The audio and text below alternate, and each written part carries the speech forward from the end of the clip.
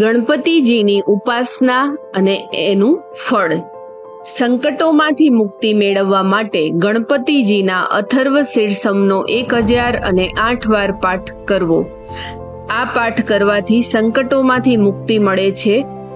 આવતા વિઘ્નને અટકાવવા માટે ગણપતિજીના સંકટનાશન સ્તોત્રનો પાઠ 1008 વાર કરવો અથવા ગંગ ગણપતે નમઃ મંત્રનો 21 દિવસ સુધી 1008 વાર જાપ કરવો. આ જાપ કરવાથી આવનારું સંકટ ટળી જાય છે. એ પછી સુખ શાંતિ માટે ગણપતિજીના એકદંત સ્તોત્રનો રોજ 21 વાર પાઠ કરવો અથવા ગણપતિજીના મયુરેશ્વર સ્તોત્રનો રોજ 21 વાર પાઠ કરવાથી સુખ અને શાંતિની પ્રાપ્તિ થાય છે.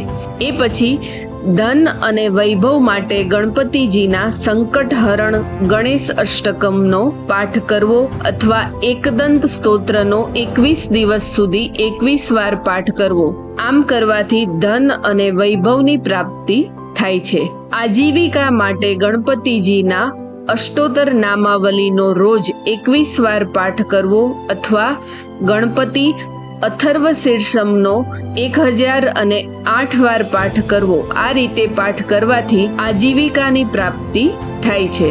એ પછી વિજય પ્રાપ્તિ, અધિકાર પ્રાપ્તિ અને કોઈ પણ જગ્યાએ પરીક્ષા આપવા જતા પહેલા ગણપતિજીના કવચનો 3 વાર પાઠ કરી અને જવું અથવા ગણપતિજીના સર્વસિદ્ધિ પ્રદ પુષ્ટિપતિ સ્તોત્રનો પાઠ કરવો.